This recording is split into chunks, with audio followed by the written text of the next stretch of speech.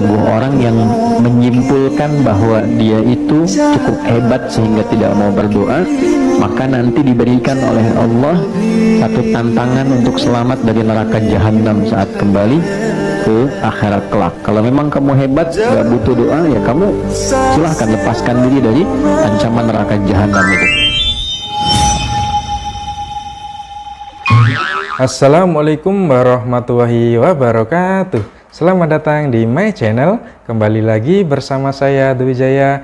Apa kabar kalian semua? Saya doakan semoga kita semua selalu diberi kesehatan, diberi kelancaran rezeki, dan dimudahkan segala urusan kita semua. Amin. Dan seperti biasa, kali ini kita akan mengaji bersama, dan kali ini kita akan mendengarkan kajian dari Bapak Ustadz Adi Hidayat. Yuk langsung saja kita simak kajian berikut ini. Orang-orang yang tidak pernah mau berdoa kepada aku itu orang sombong, seakan-akan mampu menyelesaikan segala hal. Artinya kadang masalah dititipkan kepada kita untuk mendekatkan diri kita kepada Allah Subhanahu wa ta'ala dan mengembalikan kita pada martabat hamba. Kadang orang kalau sudah sukses lupa kalau dia itu hamba, dia itu meninggal, dia akan pulang. Kadang orang kalau sudah punya kedudukan lupa kalau dia itu tetap hamba, tetap meninggal juga. Serasa menjadi hebat, terkadang melebihi kuasa Tuhan, maka diberikan persoalan supaya turun kembali membumi, menyadarkan dirinya bahwa dia adalah hamba yang satu saat dia akan berpulang.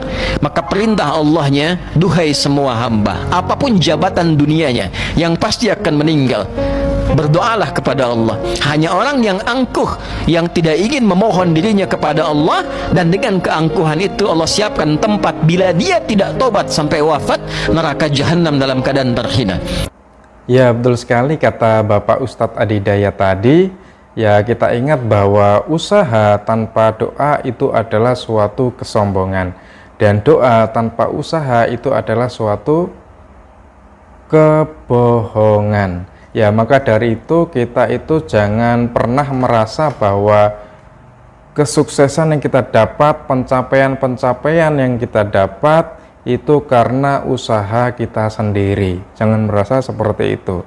Ya, ingat bahwa semua itu bisa terjadi karena kehendak dari Allah Subhanahu wa ta'ala. Dan kita jangan pernah melupakan juga jasa-jasa orang lain, terutama orang tua kita dan juga guru-guru kita.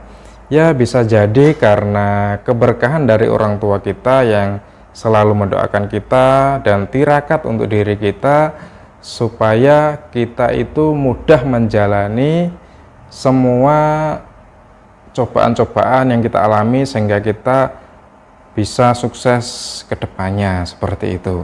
Yuk kita lanjut. Kata Allah, kamu jangan sombong, kamu pasti butuh dengan saya. Awas, hati-hati. Setiap manusia pasti akan diberikan oleh Allah situasi untuk menyebut Allah, untuk menunjukkan dia makhluk bukan Tuhan. Makanya kata Allah, orang sombong yang nggak mau berdoa minta pada aku paksa dulu. Kalau sampai dipaksa pun nggak mau berdoa, aku tenggelamkan di neraka jahanam. Innalladzina yastakbiruna an ibadati, sungguh orang yang sombong nggak mau berdoa, aku tenggelamkan di neraka jahanam. Awas, hati-hati. Karena itu seringkali kita mengalami situasi yang situasi itu memaksa kita berdoa supaya menyebut Allah dan mengakui kita bukan Tuhan. Ya, betul sekali. Nah, biasanya ketika kita dapat musibah, dapat masalah, dan kita itu sudah mentok, gak bisa apa-apa, ya baru kita ingat Allah, kita nyebut Allah, kita berdoa minta pertolongan Allah. Nah, ketika itu kita baru ingat Allah dan berdoa meminta kepadanya. Ya, seperti itu. Nah, kita tahu bahwa masalah itu yang Allah berikan buat kita itu supaya kita itu ingat bahwa kita itu hanyalah seorang hamba yang lemah, nggak punya daya dan upaya kecuali pertolongan Allah Subhanahu wa ta'ala. Yuk kita lanjut. Dan doa menunjuk bahwa kita itu lemah. Itu poinnya. Kita itu lemah, kita butuh pertolongan, dan kita punya Tuhan. Karena itu Allah sangat tidak suka kalau ada hamba yang tidak mau berdoa. Innalladzina yastakbiruna an ibadati, sungguh orang yang menyimpulkan bahwa dia itu cukup hebat sehingga tidak mau berdoa, maka nanti diberikan oleh Allah satu tantangan untuk selamat dari neraka jahanam saat kembali ke akhirat kelak. Kalau memang kamu hebat, gak butuh doa, ya kamu silahkan lepaskan diri dari ancaman neraka jahanam itu. Nah, dengan berdoa menunjukkan kita lemah. Dengan berdoa menunjukkan kita tidak bisa menguasai segalanya. Jadi kalaupun menata pekerjaan, tidak harus menguasai semuanya, karena tidak mungkin kita bisa melakukan segala hal harus kita kuasai. Apa yang kita bisa optimalkan, jadikan itu sebagai titik fokusnya, yang lainnya melengkapi satu dengan yang lainnya. Ya, kita itu hanyalah manusia biasa, kita itu lemah, kita butuh pertolongan Allah Subhanahu wa Ta'ala. Ya, buat orang-orang yang merasa dirinya hebat, orang-orang yang sombong, merasa tidak butuh pertolongan Allah Subhanahu wa Ta'ala, ingat bahwa kelak di akhirat nanti kalian itu nggak bisa menolong diri kalian sendiri dari neraka jahanam. Ya, apalagi neraka jahanam, di dalam alam kubur saja nggak bisa menolong diri sendiri. Ya, maka dari itu akuilah bahwa kita itu seorang hamba, kita itu ada karena diciptakan oleh Allah Subhanahu wa Ta'ala, dan kita diperintah itu hanya untuk beribadah kepada Allah Subhanahu wa Ta'ala. Ya, tetap kita melakukan aktivitas di dunia, ya bekerja seperti itu, ya tapi jangan melupakan ibadah. Kerja ya kerja, ibadah ya ibadah. Dan kita jangan lupa untuk selalu berdoa dalam segala aktivitas kita, entah itu mau bekerja, walaupun mau makan juga, mau minum, mau ke kamar mandi, ya berdoa.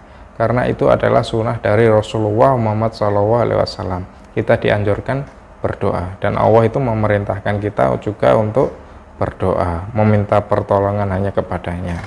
Iyyaka na'budu wa iyyaka nasta'in, hanya kepadamu lah ya Allah aku menyembah, dan hanya kepadamu aku memohon pertolongan.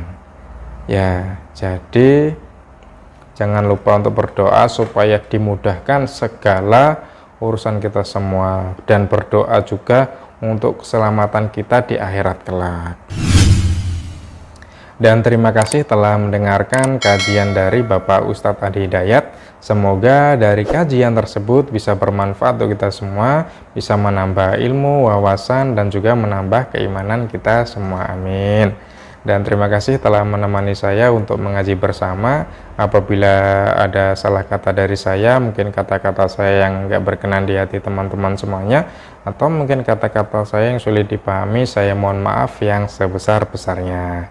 Sekian dari saya akhiri. Wassalamualaikum warahmatullahi wabarakatuh.